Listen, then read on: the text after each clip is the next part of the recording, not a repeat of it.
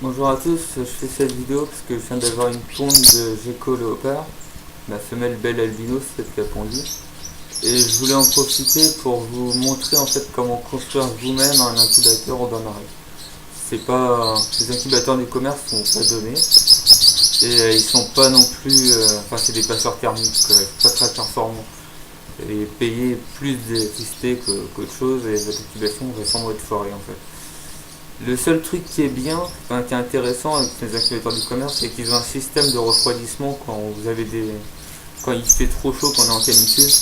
Enfin, là où j'étais avant, je sais que j'avais 26 ou 27 la nuit. Et mes caméléons qui demandent une température par exemple de 20 degrés en incubation la nuit, j'aurais pas pu les maintenir à terme, quoi. Voilà, c'est le seul truc que je trouve intéressant dans les incubateurs qu'on trouve dans le commerce, quoi. Sinon, c'est pas terrible, quoi. Donc voilà, je vais vous montrer ma ponte du coup qui est dans la table. C'est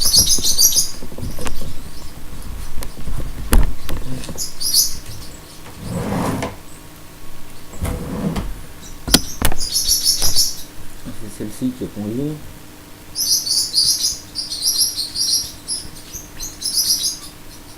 Ouais. En fait, juste avant, on voyait les deux œufs en fait en dessous par transparence. Et là, du coup, elle a bien maigri.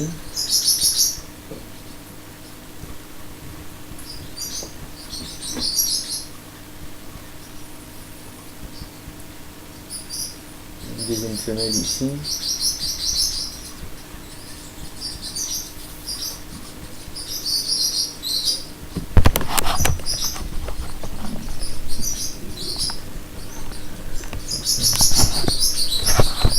Pas grand chose en fait.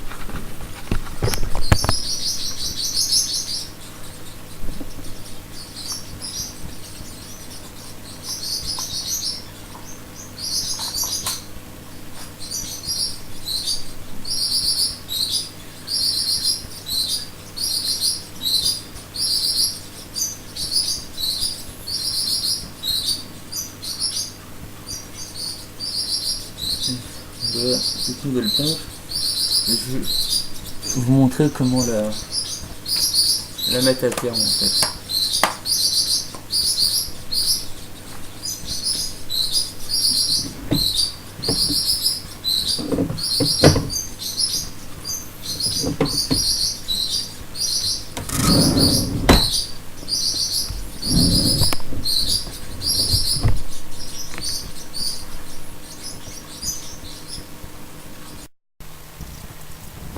Bien, nous voici dans ma salle d'incubation du coup. Et pour votre incubation en bain-marie, il vous faudra une glacière en fait, comme celle-ci. Et ce qui est intéressant, c'est le poids en fait quand vous l'achetez. Vous voyez si elle est lourde, si qu'elle est doublée en fait avec du polystyrène. C'est ça qui est intéressant. C'est le doublage qui est isolant. Et le fait qu'elle soit étanche, quoi. Donc là ici on a mis 42 litres. Elle a servi déjà. Donc,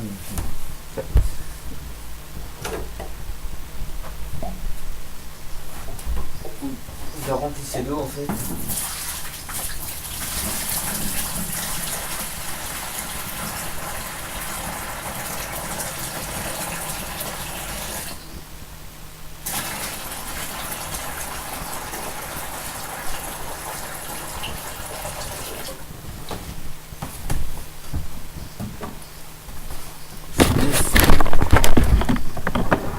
Ce sera plus simple de faire ça.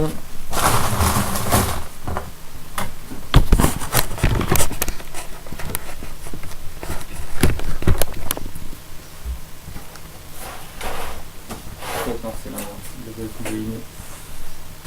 Après en fait il vous faut des cales. Donc moi j'utilise ça, c'est des boîtes à grillons. Et le fond est percé pour que l'air s'échappe en fait. Okay.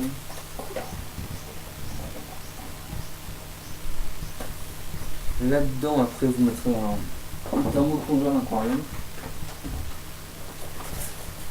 Par contre il faut toujours le mettre à fond en fait. Parce que vous voyez ici il est à 32 en fait. Toujours au maximum.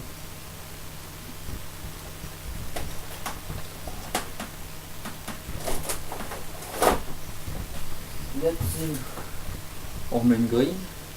où il y aura les œufs en fait qui seront posés dessus.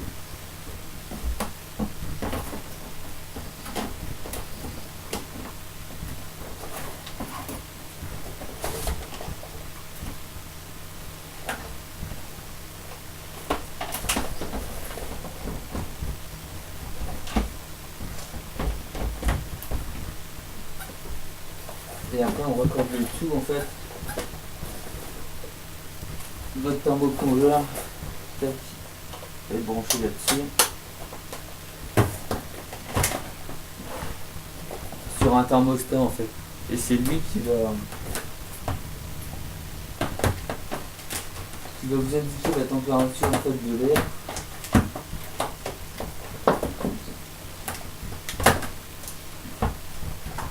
Et qui va chauffer l'ensemble.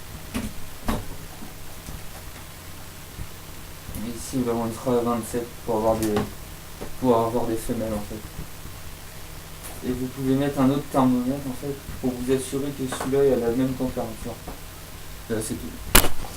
En fait les sondes de votre thermostat ressortent là. Et votre thermomètre. C'est ça qui vous indique la température de l'air en fait.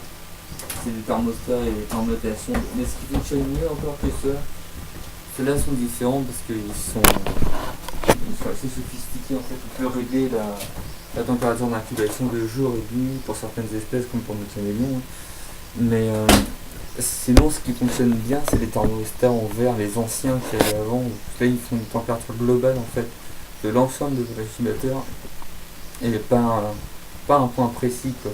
Ils font vraiment une moyenne et c'est ça qui est plus intéressant en incubation. En terrarium nous on cherche à avoir un point chaud et un point froid. Mais en incubateur, on cherche à avoir une température globalement chaude. C'est pas compliqué en fait. Mais ça fonctionne bien là-dedans. C'est bien mieux que ce qu'on achète en animalerie. Voilà. Salut, à la prochaine.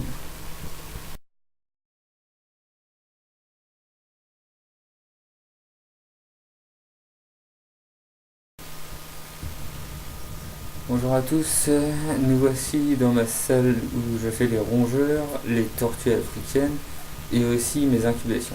Et c'est pour ça qu'on est là en fait. En fait, ce que je vais vous montrer, c'est mon incubateur qui est ici. Tac. En fait, c'est un frigo en fait que j'ai récupéré. Et je vais vous parler en fait de l'incubation en albais. D'habitude en fait, je fais une incubation au bain-marie, enfin pour la plupart des espèces que j'ai du mal à faire ou les tropicales qui nécessitent plus d'humidité.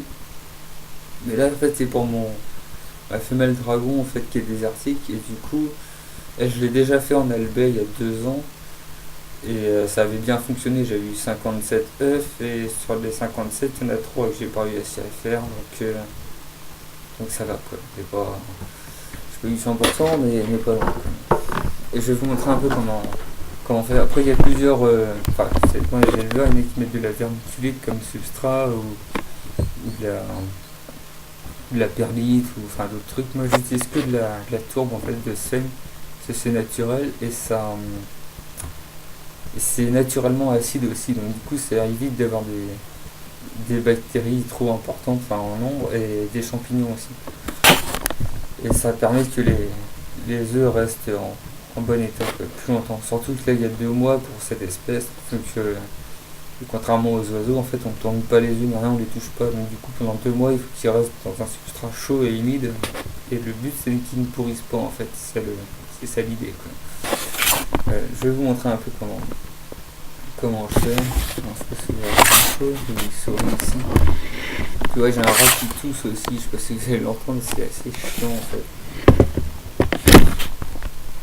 Tac. Donc, en fait c'est sur des plateaux en fait que je mets comme ça. Faire le peser. Allez, il peut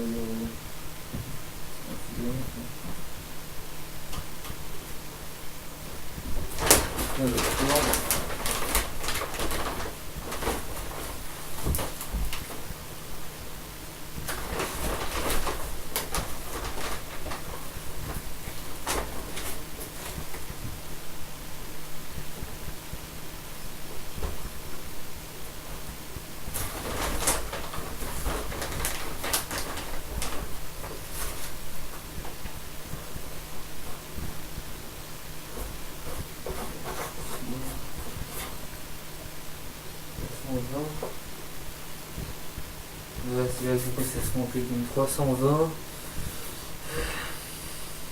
Et en fait j'aimerais avoir une hygrométrie normalement, enfin beaucoup mettent 80% certains mettent 80% d'humidité ou 85, mais moi je vais essayer de monter à 90 parce que ma boîte en fait elle ferme mais pas hermétiquement. Je sais pas si vous voyez un peu ce que je veux dire. Déjà il y a des trous pour passer les sondes pour le chauffage et tout, enfin bref. Et en fait quand elle ferme elle est pas totalement hermétique, c'est comme des jours. Donc en fait je vais faire monter mon substrat à 90 et comme ça même si j'ai une perte légère de flotte ça devrait quand même aller. Je dis 320 0,90 qui me fait du 200 peut-être plus 100. Donc en fait il faut que j'arrose mon substrat jusqu'à ce que j'obtienne en fait 611,8 grammes. Et comme ça j'aurai ma valeur de flotte que je veux quoi. Et en fait c'est...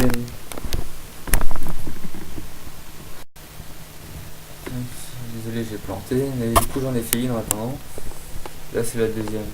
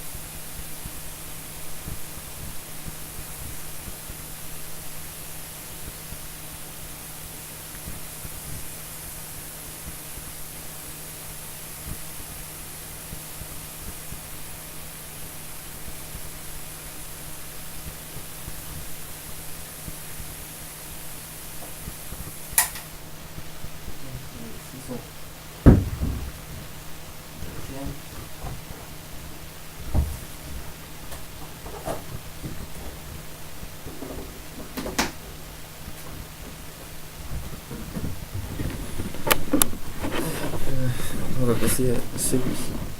Donc j'ai déjà réglé à 38 secondes à chauffer, mais on y arrive. Hein. Pardon. Ça fait un quart d'heure, je crois que je l'ai branché, un truc comme ça. Là j'ai ma feuille avec les températures. Et comme ici on est là en fait, du coup on est à 30. Mec. Hop là.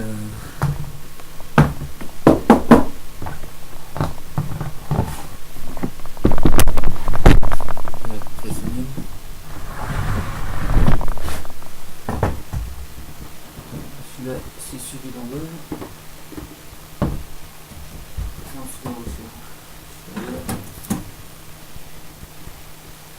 Et en fait c'est vraiment simple, c'est un frigo en fait que j'ai récupéré, il ne fonctionne plus.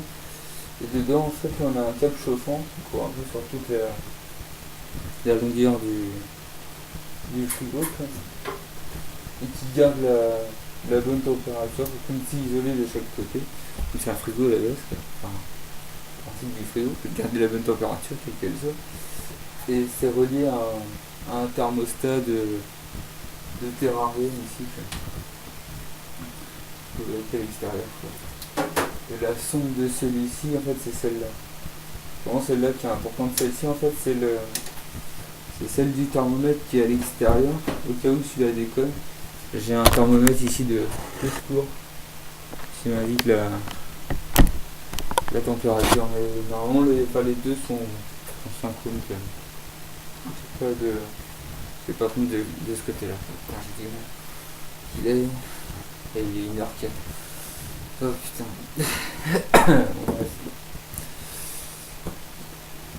Donc du coup il y a un trou ici pour le thermomètre sur la porte et sur le thermostat ici.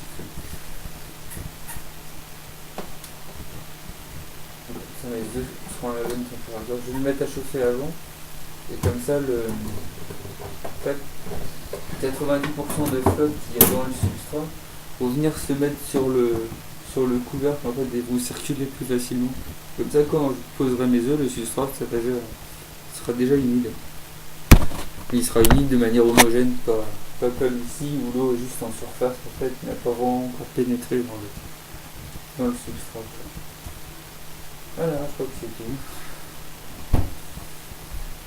Salut, à la prochaine.